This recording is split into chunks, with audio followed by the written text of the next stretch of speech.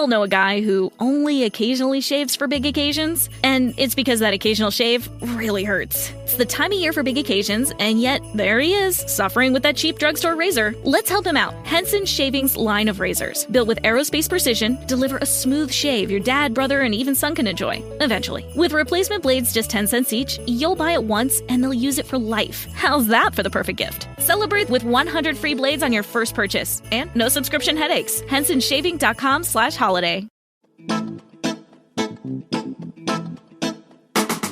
Hello and welcome to History for Weirdos. We're your hosts, Andrew and Stephanie. And each week, we're going to take you on a journey into the strange, obscure, and relentlessly entertaining corners of human history. Now listen up, friends, because it's about to get weird.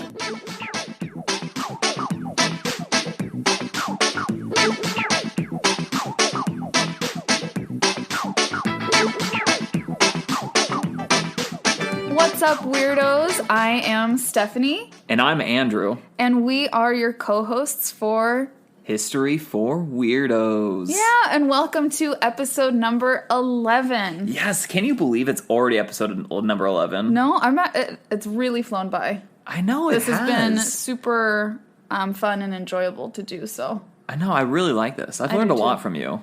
Oh, thanks, babe. I've learned a lot from you, too. That's so sweet. Oh, we're so cute. And we hope you guys have learned a lot, too. or even just a little. Just incidental learning, honestly. Hopefully you've just been at least, entertained by our, ramblings and the weirdness. Yeah. The weirdness of our stories. We know that we are all still in quarantine, sort of, going through a lot of changes. I mean, even just from last week's episode, we've gone through so many changes. Right. I think the big one being on Friday, the governor of California pretty much issued a statewide lockdown. Yeah, the safe stay at home. Yeah, the Stay at Home, Safe at Home Act or something like that, where we're not really allowed to go outside. I mean, you can, and we have, but it's more of you shouldn't unless it's absolutely necessary. Yeah, and when we say we've gone outside just us two, and we live together, and we just stay away from other people, but we take our dog on walks. We are in Los Angeles, so we go towards the ocean, but it's been nuts. I'm sure everyone's adjusting to so many things, and we really hope that during this time, your podcasts and your audiobooks or your TV shows or whatever are giving you a little bit of solace, a little bit of an escape, and we really hope that our show can do that for you too. Yeah, absolutely. So maybe instead of listening to this while on your way to work, you're hopefully listening to this while you're chopping vegetables or something. Yeah, doing dishes, going for a walk.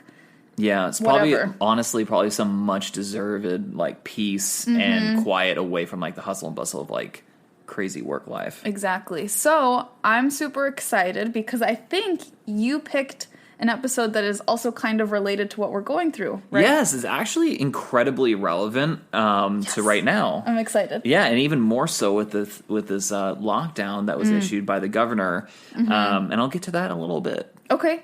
So tell me, babe, what is the story for this week? So the story for this week is about a lady by the name of Typhoid Mary. And it's Typhoid Mary was her birth name? I was going to say, it's not her birth name. That's the moniker she was given. Her Christian name wasn't Typhoid Mary? Her Christian name was Mary something or rather another. But more so than her, though, I'll get into this in a little bit, but it's more so on a cautionary tale of why social distancing and general hygiene are so important. Okay. So, and before I even get into the meat of this story, I'm going to do what I always forget to do and cite my sources. Okay, go for it. So I'm not going to be turned into some running gag joke. You're turning yourself into a running gag joke. Whatever, I'm fine with it. So this one I did a lot of research. So there's a kind of a laundry list of articles. I actually put effort into this episode. You know what? Normally I put in minimal effort. This one I put in slightly above minimal effort. So, but please listen to our podcast. Yeah, Thank it's you. really good. So I've gotten my sources this week from National Geo, the Annals of Gastroenterology. Wow, that I butchered that. That was a riveting read, by the way. Encyclopedia Britannica, the Smithsonian Magazine, History Channel, the British Columbia Centers for Disease Control, and, of course, Wikipedia. Those all sound like great sources. Yeah, because also Wikipedia, because you cannot have anything without Wikipedia. Yeah, we can't live without Wikipedia. No, absolutely not. So, and I kind of mentioned this already, but in this episode, I'm really going to stray away from speaking too much about Typhoid Mary and actually really just focus on the disease, its prevention, and most importantly, the prevention of spreading this disease. Okay. So the efforts around Typhoid Mary. Exactly. And typhoid fever. Mm-hmm. And I'll admit, this was a pretty tough episode to kind of structure. Okay. Because there's a lot of moving pieces. And again, like, I don't want to focus too much on Typhoid Mary because in her time, she was made a villain. She was absolutely demonized. And, Pobrecita. like, she did deserve some of it. Admittedly, she was not blameless.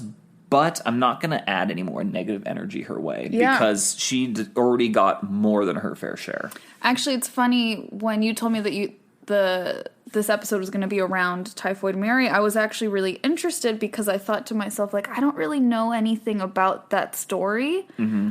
I only really know the name, and I'm sure this is actually very true for a lot of people because it's used as kind of like a pejorative, derogatory thing to say to someone who's like being uncleanly. Yes. Or is like around you when they're sick. You're like, okay, Typhoid Mary. Yes, absolutely. That's kind of the only reason I know the name at all. Yeah, and it's funny. That was like literally my next point. I mean, it literally, like, and right here, like, focus on Mary is more of a personification of like unwitting carriers of disease rather than like the horrible person herself. But then of course, it's not that just became she became like the personification of terrible like people. That sucks because it's obviously not like no one chooses to have a disease like that. Yeah. And be a carrier of anything negative. Exactly. Yeah, and she was a person. She was a person, yeah. Good traits and bad traits, just like all of us, I'm sure. Absolutely. And what was so interesting researching her and the time she lived in, as there were a lot of similarities, and again, this is why I kind of chose this. There's a lot of similarities between what was going on in her time at the turn of the century and what is going on right now with COVID-19. This is so interesting. Like we said this with last week's episode, talking about Isaac Newton and the bubonic plague, but we're totally living in some weird history these days. Absolutely. And by the way, I'm just going to plug for my beautiful wife here that if you haven't listened to episode 10, that Isaac Newton was quarantined too, highly suggest listening to it. It was a really good episode. Oh, thanks, babe. Yeah. You're awesome. So are you. I mean, I wouldn't have married someone who wasn't awesome, so. Very true, very true. So let's transition now into the story itself. So again, I'm going to keep true to my word, I'm not going to focus too much on Mary, but I will give about some of her information just, because it's relevant for the story. Okay. So Mary was a cook, primarily for wealthy families starting around the year 1900. And constantly bounced around in employment during this time, during that like first decade. And almost like clockwork, what would happen was people in the household would get sick, with typhoid. And primarily, not always, but almost always. And she would find employment elsewhere. So would she leave because people were sick? Yes. And it's not, and again, like this is, it's important for me to state this. It's like, oh, I'm causing this, I need to bounce. It's more of like, oh, people are sick, I don't want to get sick too, I'm going to bounce. Yeah, of course. And they probably, when you're that sick, you probably aren't in the position to be employing a staff member anyway. You might just want people out of your home. Exactly.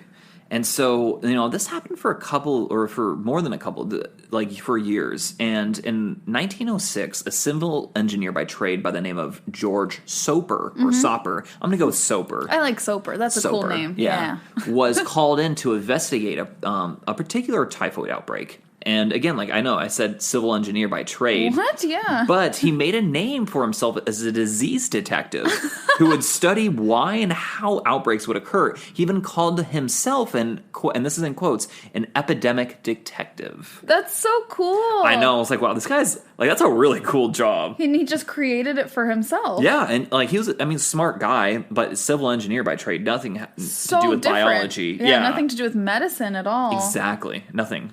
Oh, that's so cool. I wonder how he got into that. Yeah, I didn't go that. I didn't dive down the rabbit hole that far. Yeah. But I think I might. Also, listeners, if you know, please tell us so I don't have to do it. Yeah, if you know. Enable my laziness. Yes, please.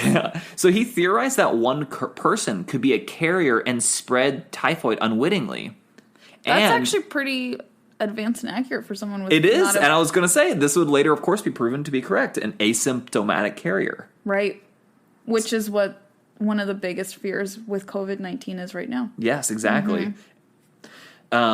Yeah, and again, yes, that's a really good observation because that is one of the many things that's kind of like correlating between like what happened then and what's happening now. Can I interrupt for Absolutely. a question that you may not know the answer to, so I might be embarrassing you in front of everyone? Nice. What are the symptoms of typhoid fever? Like, what is it? Fever, rash, just it's nothing like crazy, and also mixture of constipation and diarrhea. Ugh, what a bad combo! Because I'll get into it, but it's basically spread by fecal matter. Okay. Much similar to what was in the This Podcast Will Kill You episode that we listened to. I think it was cholera. Yeah. Is it very deadly? Typhoid fever? And not in particular, but like I think something around something like 10 to 15% back then were deadly. Now it's less than 1%. But yeah, I'm sure now, but back then, that's a good amount. Scary for like especially for for elderly folks, and for young children or young people, right? Like very young, like babies, and like young, very very very young children, similar to COVID-19, right? Except I think nuggets today aren't actually too much in danger. It's more immunocompromised people. Oh, that's good to know. Yeah, the worry with kids and the big thing that I've heard at least, so I don't know, but I've heard this from the doctors that I've worked with, is that children are carriers. They will very likely be for this specific disease. They'd be the asymptomatic carriers. Interesting. Yeah, running around, touching each other, sneezing in each other's faces, coming home and touching the grown-ups in their house. Yeah, and what's crazy is just a little over 100 years ago, that was only a theory. Asymptomatic carriers, of course, is scientific law today, but that was only a theory back then. Right, because without the technology, how do you prove that that's accurate? Because the person is asymptomatic. They had rudimentary labs they could test it, but like again, asymptomatic, right? And like you have to seek the person out. It's not like even today, like in the United States, it's hard to get COVID-19 like testing, right? But like back then, forget about it. Yeah, science and medicine were still so new, right? Pretty nuts, man. So, this, of course, though, and I'm going to speak on this a little bit later, but this would spark an intense debate on personal autonomy versus public health. Wow, that's a debate we still have today in so many areas. It is. So now going back to our boy, Mr. George Soper, he was eventually able to trace the root cause of the disease to Mary and found her employed in a Park Avenue brownstone mansion at the time. So very bougie. Yeah, very bougie people. And the dish that was the main culprit of all the diseases was one of her favorite desserts she'd like to make, ice cream with freshly cut peaches. Yep, not kidding. That was the main dish. She was getting people sick? Through ice cream? Ice cream. How and like unknowingly getting people sick. Yeah, unknowingly. That's the worst, because you think you're making a sweet treat for everybody to enjoy, and it is not. Nope. It's like, oh no, how about you're just going to get super sick and possibly die instead? Wow. Yeah, so, and what's crazy is like other foods that she made were almost always cooked, and the heat likely killed the disease. Yes. So, wouldn't get people sick.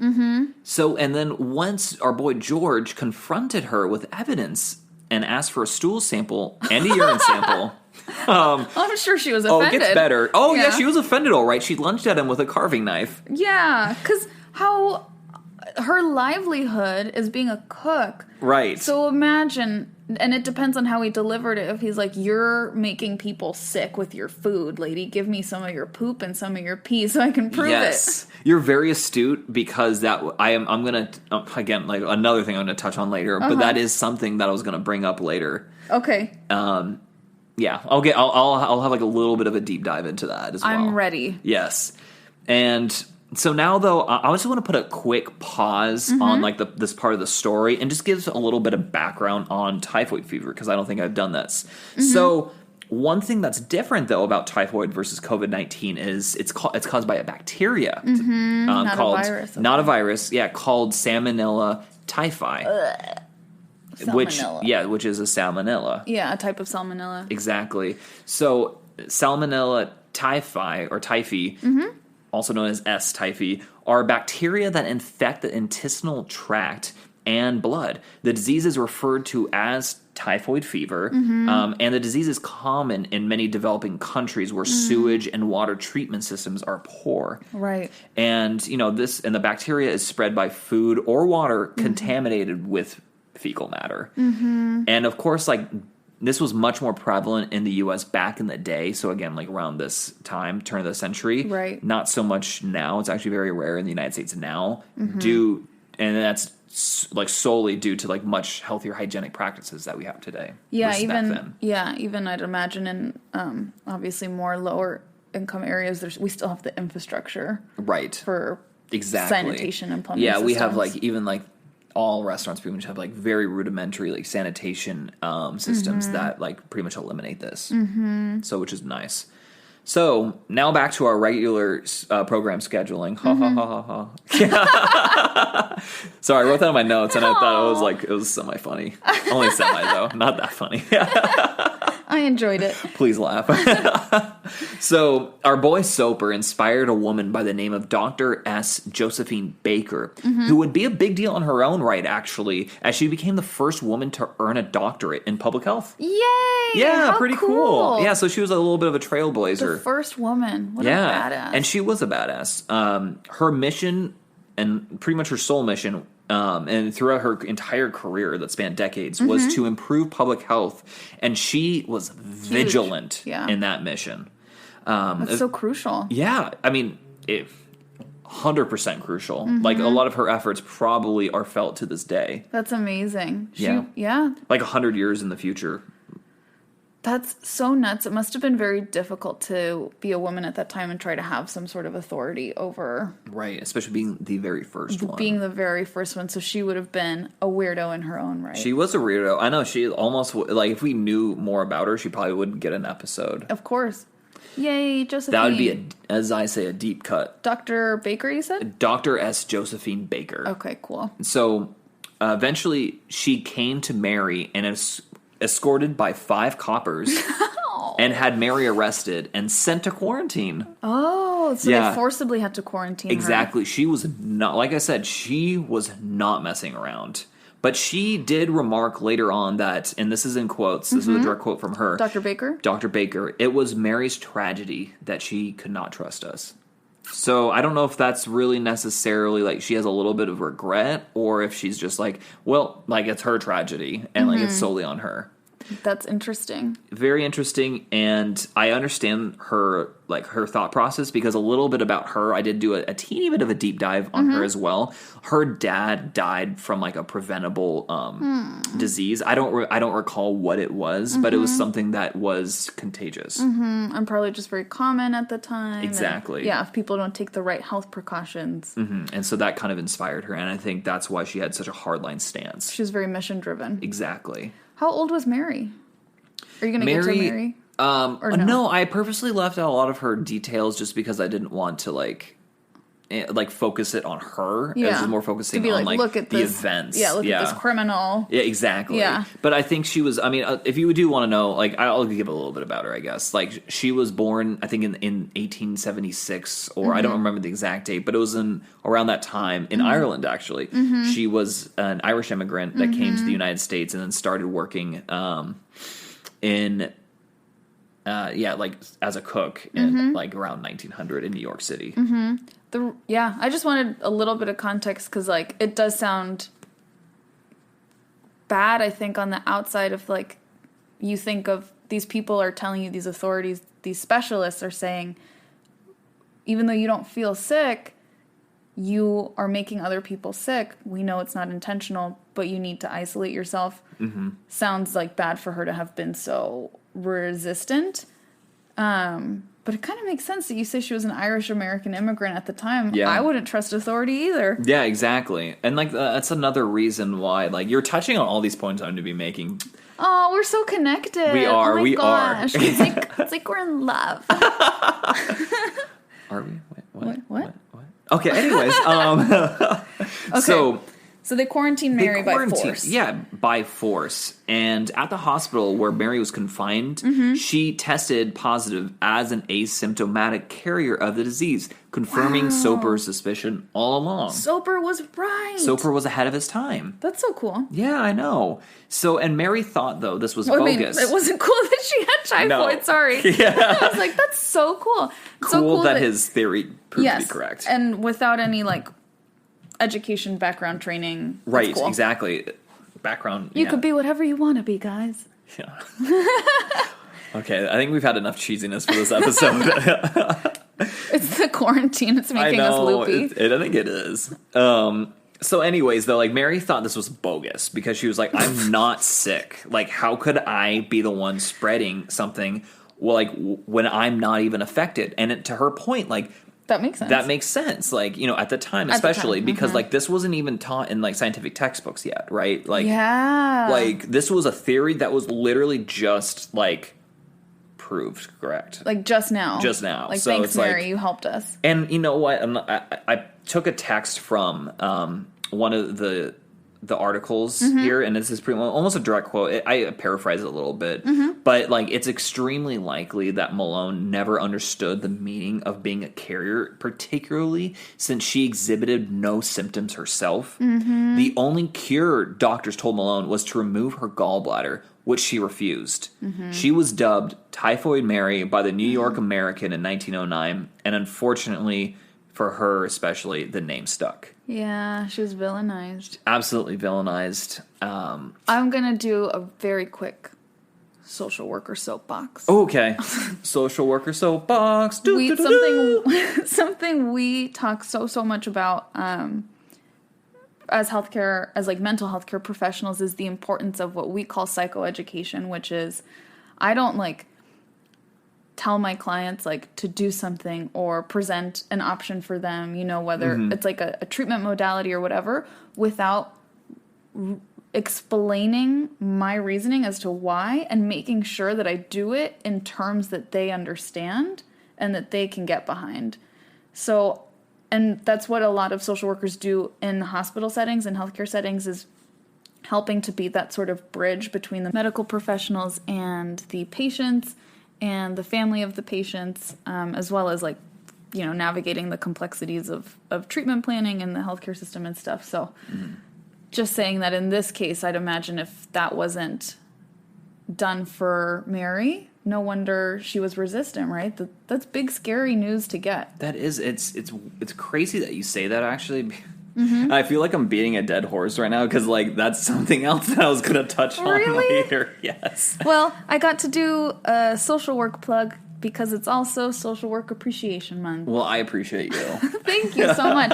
If you know any social workers, tell them you appreciate them, especially during this time when a lot are working their butts off. Yes, absolutely. So, I think going back to the story here, enough about social workers. I know. Ouch. I know, but you're used to it. You guys are always ignored. Thanks, babe. That makes it so much better. I know. Okay, so, but basically, like, speaking of social worker, though, you actually would have been helpful here because Mary was essentially being held against her will in quarantine without proper charges against her and causing that public debate that I had mentioned earlier. So, and to keep true, like, you know, to my word from earlier, I will briefly mention that she was released and she tried to work in, like, a laundromat or, like, you know, whatever the early 20th century version of that was, and didn't really work out. And she did something that's probably wasn't good, took up an alias and started working as a cook again. Again, though, like, I have to say, it's not surprising, one. And two, I have to say, though, like, that it's not, I don't think it was like, oh, she was malicious, she was a sociopath, she didn't care. Oh, no. I just thought she was like, wow, this is just BS, man. Like, literally, I'm not sick, and I need to feed myself. Yeah, because, like, she made a lot more money as a cook versus as, like, a laundry person. Especially a cook for bougie families. Yeah. And so, she was eventually caught, and lo and behold, she was sent back into quarantine. So, and then I have to say, though, like, after doing all of this research, I don't see her as the villain of the story. And that's for a couple of reasons. First and foremost, and this is something that you touched on as well, I blame the lack of education, as she quite possibly died without being convinced. That's me snapping. That she was convinced that, she was actually the cause of the disease being spread. Yes. Germ theory was only recently being accepted as scientific law at this point, right? Yeah. Only a couple decades before. Yeah. So there's tons of doctors who were never educated on germ theory still practicing at that time. Yeah, exactly. So how are we supposed to know, like some cook, like how is she supposed to know about this stuff? Exactly. It's a very limited understanding of hygiene when it came to disease prevention. For everyone. And also, and then again, this is something else that you touched on. Also, when confronted by Stober and Baker, the first-hand accounts pretty much say that they didn't really do a good job explaining what was going on. They, and not only that, it was a very nuanced position she was in. They did not even remotely begin to explain that nuance correctly or like effectively. I mean, essentially, like, how would you like it if some rando walks up to you and was like, "You cause people to get sick and die, including children. Now poop in this cup and pee in this cup."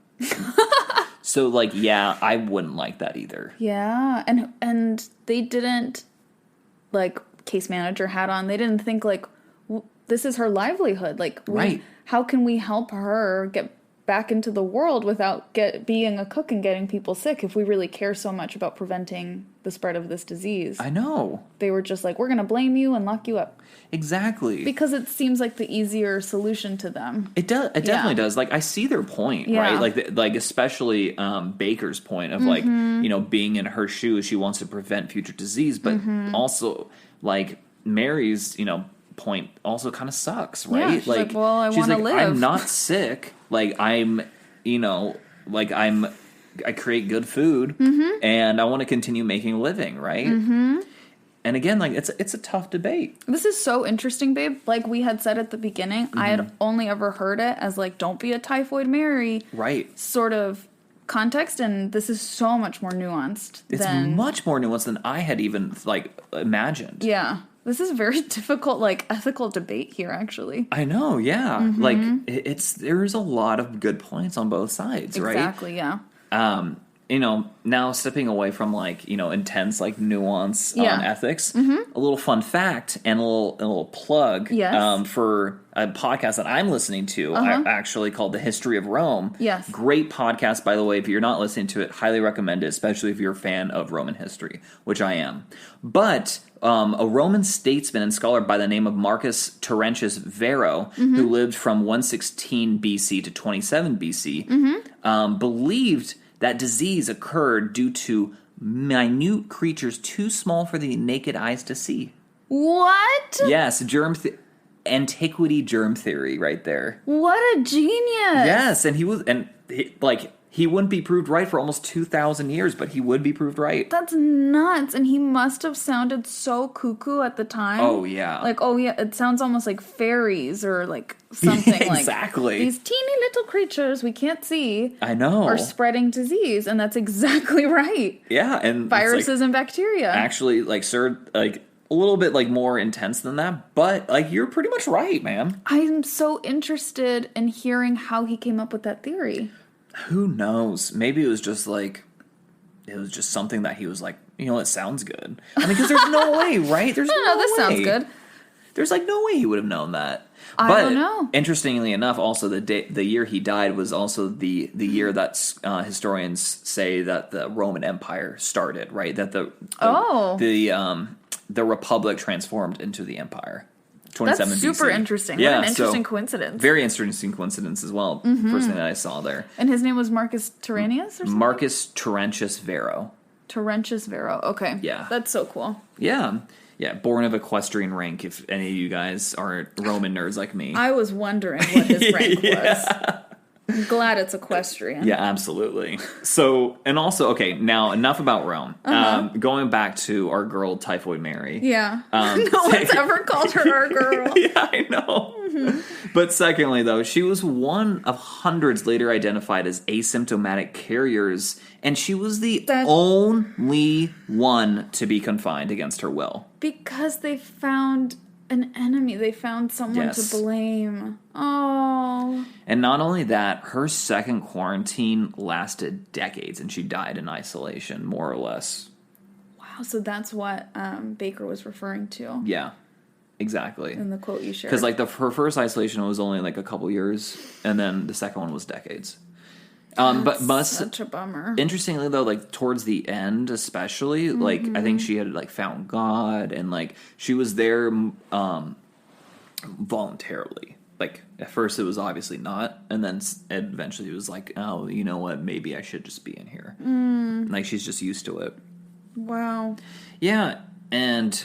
That's for me, crazy. The big lesson to come out of all this, though, wash your hands. Wash your hands. Okay, but just kidding. But, like, seriously, though. Wash your hands. And public health education is so important. Exactly.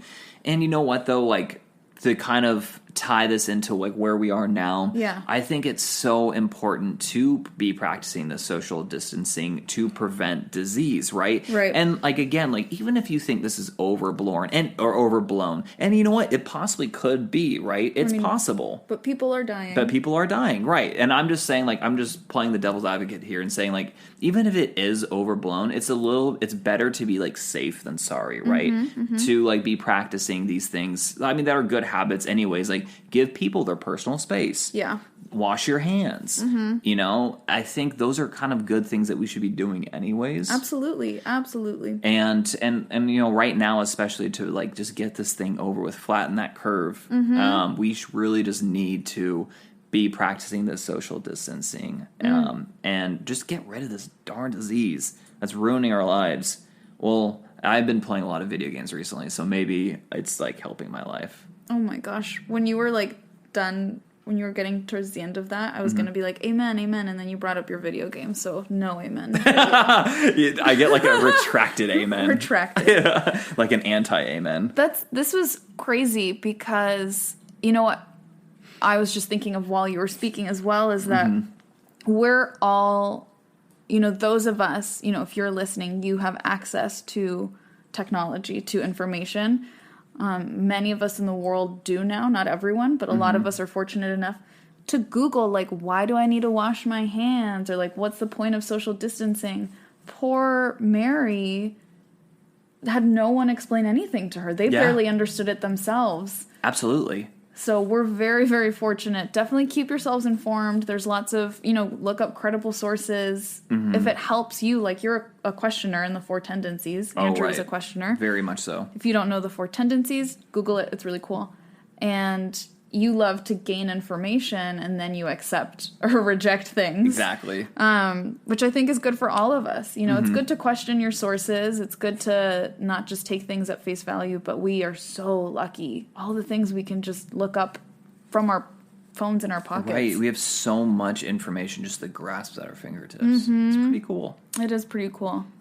So that pretty much wraps up my episode for this week. That's so interesting. Yes, I hope you liked it. I did. Thank you so much for reframing Typhoid Mary. Exactly. She deserves it. I definitely wanted to do that because I don't think she got, like, a square deal. Right. Who likes the government being like, we're going to lock you up for, we're not going to tell you why, really. Yeah, like, exactly. No one would appreciate that. Yeah, I would not rate that as chill. Yes, I would rate that as very unchill. Yeah, or even not chill. Ooh, not chill. Not chill. Not chill with a period at the end. Ooh, ouch. Not that hurt chill. me. Well, you know what? If you like this episode, please hit that subscribe button and rate us. We definitely want to hear your feedback. Yeah. Let us know what kind of stories. We've done, like, such a variety. Right. Let us know what you like, what you don't like, what we should focus more on. Yeah, and if you have examples, We've already done one fan example. If you have another one, let us know. Yes, email us at historyforweirdos@gmail.com. And that's FOR, not the numeral 4. And then you can also find us on Instagram at History for Weirdos, as well as Twitter at History for Weirdos, and then also at TikTok at history_for_weirdos. Yes. Thank you all so much for listening, for everyone that has been listening, and the people that reach out or text us or whatever it is to let us know that you've enjoyed these episodes. That means so much to us because we really enjoy making them for you. Absolutely. This has definitely been such a joy. I've liked this more than I even thought I would, to be honest. Yeah, me too. And we hope you guys do as well. Well, thank you so much, weirdos. All right, weirdos. Until next time. We'll catch you next week. Goodbye.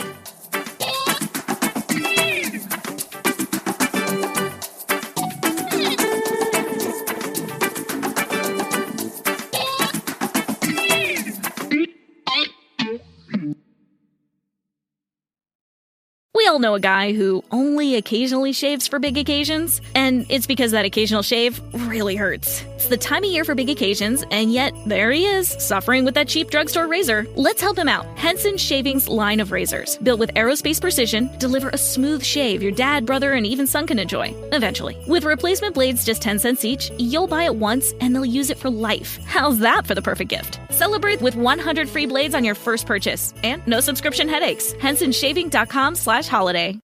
Las ciberofertas de JCPenney están a solo un clic hasta el martes. Encuentra ahorros en jcp.com y acaba con tu lista de regalos, con miles de ofertas como hasta 60% de descuento en mantas térmicas y decorativas, o ropa de invierno para todos desde $14.99. Consiente a esa persona especial con joyería con diamantes y piedras preciosas Yes Please a solo $19.99. JCPenney, celebraciones que valen la pena. Ofertas válidas en selección de estilos hasta el 28 de noviembre, solo en línea. Aplican exclusiones. Las ciberofertas se excluyen de los cupones. Detalles en jcp.com.